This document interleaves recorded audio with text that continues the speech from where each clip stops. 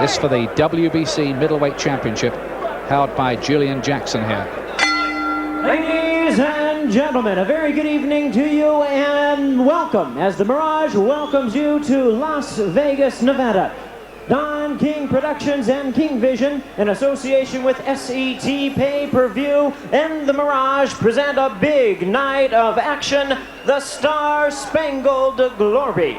This bout coming your way is one of our featured events, the first of our 3 world title bouts as we present the WBC Middleweight Championship. This bout is sanctioned by the World Boxing Council, the President Jose Suleiman, the supervisor at ringside Eduardo Lamazon, along with the Nevada State Athletic Commission, the chairman Dr. Elias Gana. Now presenting the judges as appointed at ringside: Dave Moretti, Terry Smith, and Tommy Tomihara. Now presenting the referee in charge of this bout, working in this his 69th world title bout, Mills Lane. All right, fans, here we go with the long-awaited showdown for the WBC Middleweight Championship of the World, scheduled for 12 rounds of boxing. Introducing to you first the challenger on my right, fighting out of the blue corner. He is wearing gold trunks, fighting out of Freeport, Illinois, as he represents the world-famous Kronk Gym in Detroit. His weight, an even 160 pounds. His record, 27 wins, only 2 losses, with 25 big wins coming by way of knockout. Introducing the former WBO middleweight champion, tonight the challenger known as the G-Man, Gerald McCLELLAN. Fighting out of the Kronk camp in Detroit with Manny Stewart, the famous trainer, in the corner. Across the ring, on my left, fighting out of the red corner, is one of the great knockout artists in boxing today. He enters the ring wearing white trunks with red and blue trim, hailing from St. Thomas in the U.S. Virgin Islands. He weighed in at a ready 159 pounds. His outstanding record includes 46 wins, only 1 loss, and a tremendous 43 wins coming by way of knockout. He is the former WBA junior middleweight champion, the current defending WBC middleweight champion of the world, Julian "The Hawk" Jackson. Once again, here's your referee in charge, Mills Lane. Final instructions for the 2 fighters. We've gone through all the instructions one time. Expect a tough, clean fight. Protect yourself at all times. Any question from the challenger? Any question from the champion? Let's get it on. Mills Lane always gets a big round of applause for his trademark phrase, "Let's get it on." Don't blink here. Jackson in the white trunks, McCLELLAN in the yellow ones. And a hush falls around the arena because every fight fan here knows that this might be something quite classical.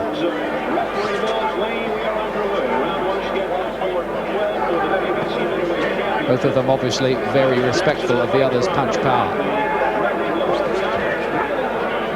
It's interesting that McCLELLAN has had very little boxing because he's been knocking all his guys out very, very early. McCLELLAN was the WBO champion but had to give that up. And Jackson getting through with his right over the top. It was the right hand that disposed of Harold Graham of Britain. 5th defense of the title this for Jackson. By the quiet start, both men looking every now and again to try and find that big shot. And straight away, that right hand from McCLELLAN gets through, and that just rocked Jackson a little bit. That definitely did. That definitely hurt Jackson. His legs definitely went for a second there. He's in trouble. He certainly is. Right hands from McCLELLAN. Jackson started quite a warm favourite here. And McCLELLAN is letting the punches go already, but he can't afford to get careless himself. No, Jackson is very dangerous.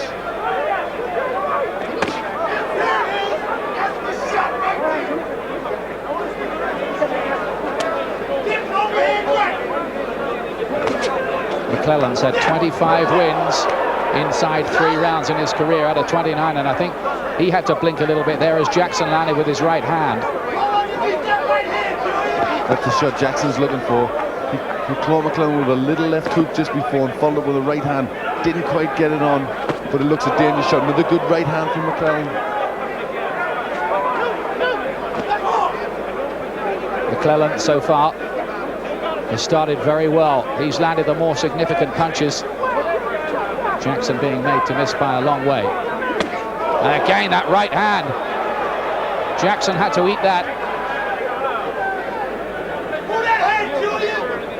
I can't stress again, when he fought Harold Graham, it was 3.5 of the most one-sided rounds I've ever seen before Jackson produced the equalizer. He's capable of taking you out at any given moment with one punch, Julian Jackson. He is. You can feel the atmosphere in this fight. Everybody is expecting a big shot to take somebody out. McClellan rather telegraphing the right hand that time.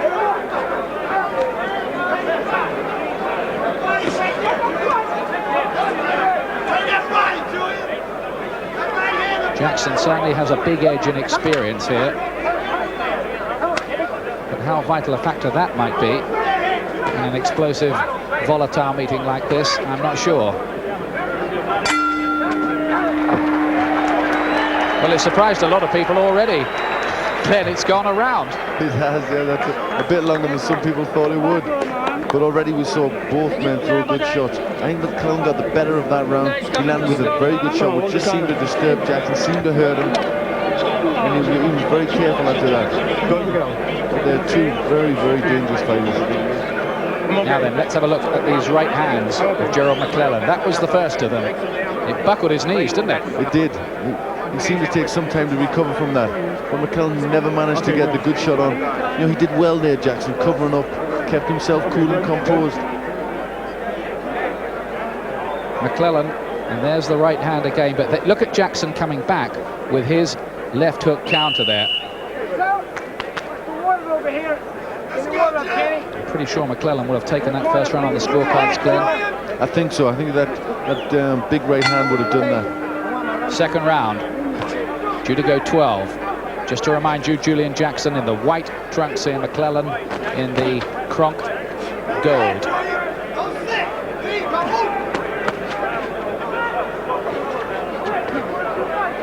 Jackson's been told to try and get that jab working. Trying to keep McClellan off balance.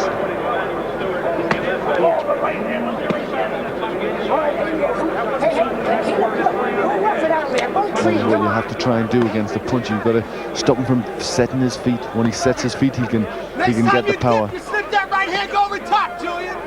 Overhand right.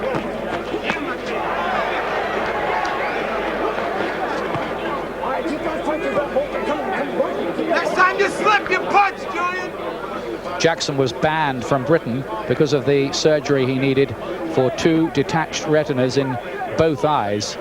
A lot of people say that he can hardly see. He wears very, very powerful glasses out of the ring. It is questionable whether he should still be fighting, but he keeps winning.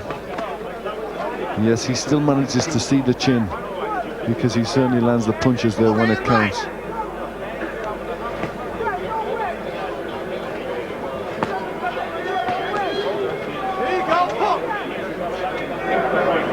More cool in this round, Jackson. Just settling down to box behind the jab, and that's posed McClellan 1 or 2 problems. Yes, McClellan hasn't got any shots off. Jackson's doing the right thing. He's got to use that jab, keep McClellan unsettled, and that's what he's trying to do.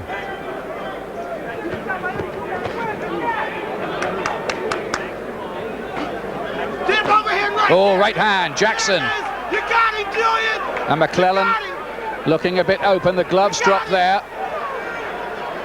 McClellan grateful to hold on. Jackson really landed cleanly with that one, and give McClellan credit, he's still on his feet. A lot of people might not have been. That's right, it was a good right hand, but I don't think Jackson really got his full power behind it. But certainly McClellan respected that shot. Move your head. Move your head. Oh, left hook this time. And now McClellan again being forced to blink, and his legs just stiffened a bit as those landed. Jackson's taken control in round 2. But I think it's all coming off that jab, because he's just beginning to get his range. If you're hearing a lot of shouting and screaming coming through, Carl King, son of the promoter, is shouting behind me, and they're very much, of course, in the Jackson camp, and Jackson closing in again. And McCLELLAN is feeling the weight of these punches. There's no doubt about it in this second round, and he's having some bad moments here now. Over here, right, Julian, dip! Dip! Dip! Dip! Dip and throw! McCLELLAN is looking a bit the worse for wear. Big round for Jackson. Introducing. Welcome back, live to the Thomas & Mack Center in Las Vegas. Julian Jackson, the WBC middleweight champion, and looking like keeping it in that second round. It was a gigantic one for him, Glenn McCrory. A very good round. He started to get his boxing a lot better. He started on that jab. We see a good right hand there. He just seemed to get his range. He didn't have it in the first round, but he had a much better. Good round for Jackson. Third round, Jackson in white, McCLELLAN gold, and the Kronk fighter from Detroit knowing some bad moments in round two.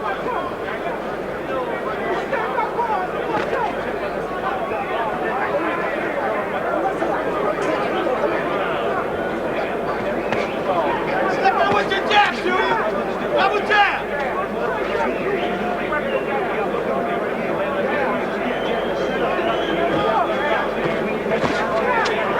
Jackson's looking for that right over the top again.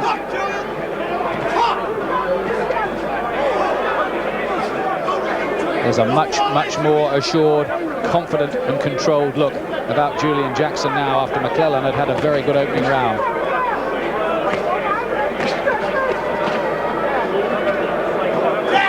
McCallum just needing to get a foothold back in the fight somehow.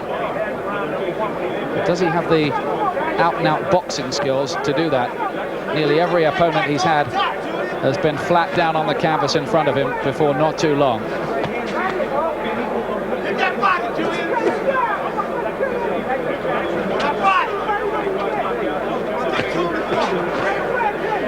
McClellan's trying to use his jab a little bit this round.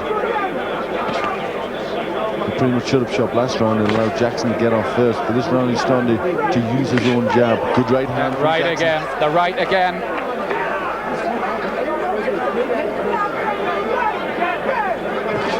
Gerald McCLELLAN, who won his WBO title in London at the Albert Hall, beating John Mugabe in a round. Is he going to fail in a world title fight in Vegas here?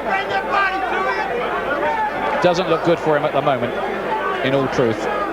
No, he's struggling again in this round. He's took a couple of good right hands there.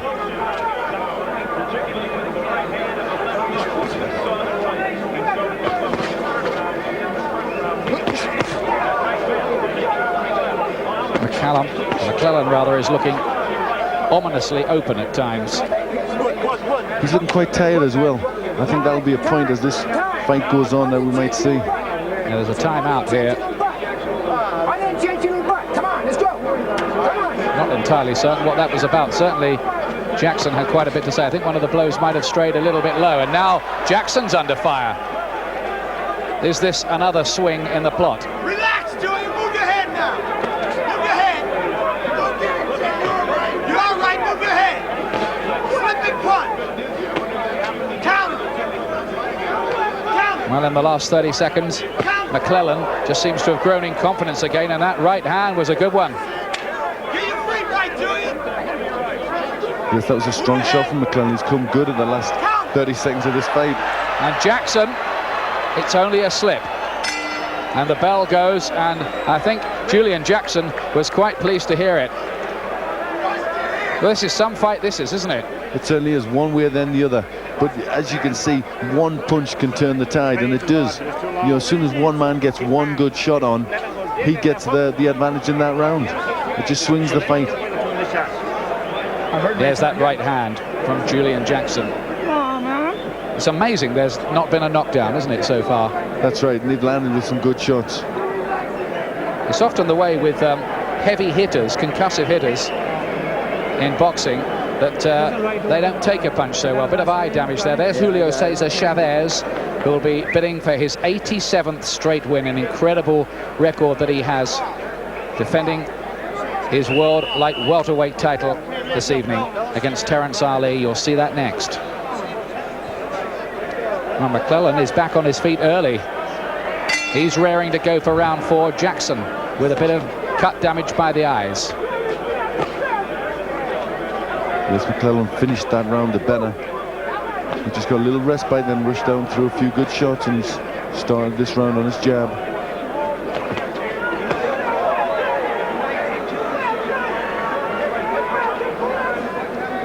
Jackson's only lost once in 47 fights. That was to the excellent Mike McCLELLAN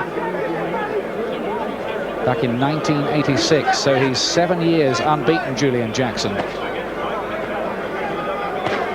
The eye damage might worry him a little bit, because I've been explaining to you the problems he's had with both eyes in the past with detached retinas.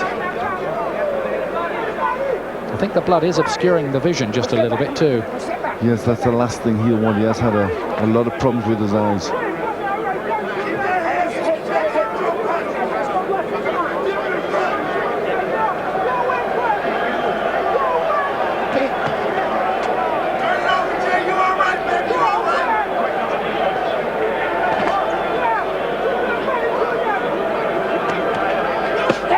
Body shot from McCLELLAN was a little bit late there after Mills Lane had said break, and that's why he got the cautionary word. Left jab, Julian. Left jab. Well, this has been quite dramatic. Fluctuations in the mood. One fighter takes command, then suddenly the other lands with a big punch, and it swings again.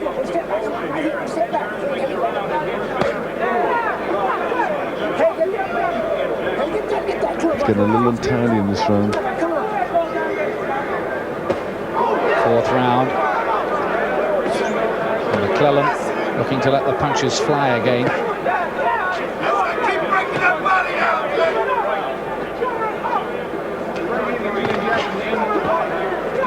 Finish with the hot jab.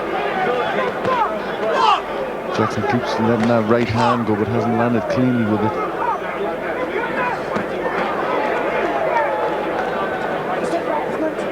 Both of them look ominous, lethal with the right.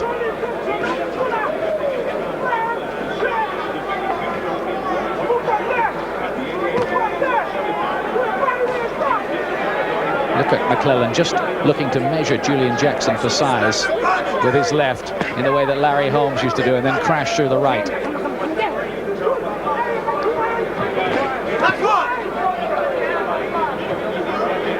This can't go 12 rounds, can it? Surely. I wouldn't have thought so. I would think as they get tired, the punches will come in more so, and then we've got, damage will happen.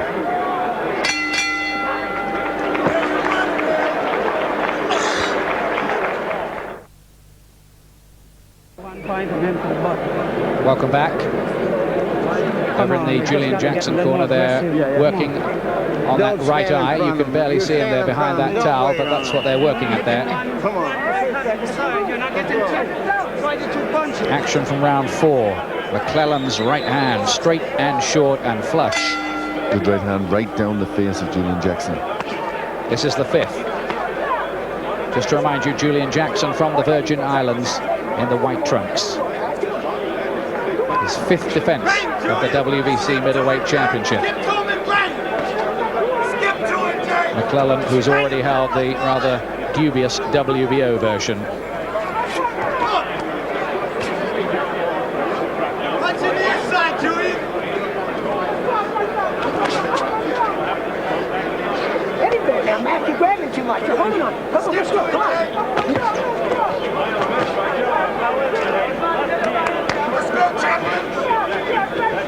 Jackson has a lot more success when he uses his jab first. He every now and again tries to throw that right hand by itself, and it doesn't quite work. He doesn't get the range. I think if he used that jab and then let the right hand go, it would be a better shot.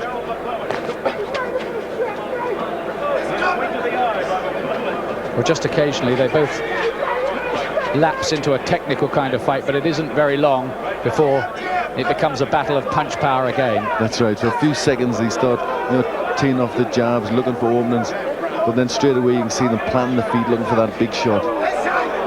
Oh, and there was a body shot in there. Now that was low. That was low from Julian Jackson, and the situation here is that McCLELLAN will be given about as long as he wants to recover. The maximum is 5 minutes, but it is the rule these days that the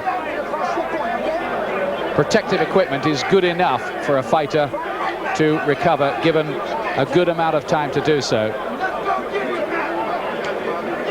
Low shot from Julian Jackson. It's a question of whether Mills Lane now makes a point deduction for that. I haven't seen him do that yet to the official. No, he didn't, rather surprisingly.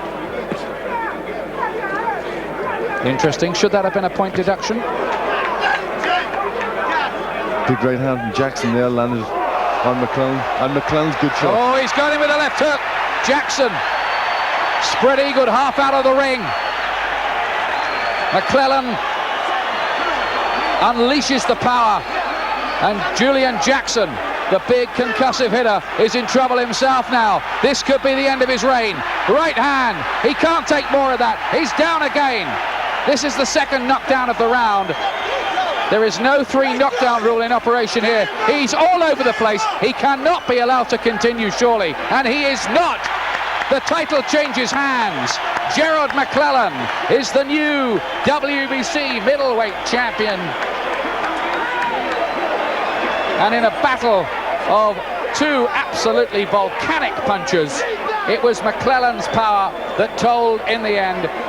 And immediately after, he'd taken the break for a low blow. That's right. Finally, the big punch came. We knew it was going to happen sometime in this fight, and it was McClellan that got it on first, and Jackson was in terrible trouble. Well, a lot of people did fancy that title to change hands, even though McClellan was odds against, and he's delivered, and how he delivered. It was always likely to end in something like that.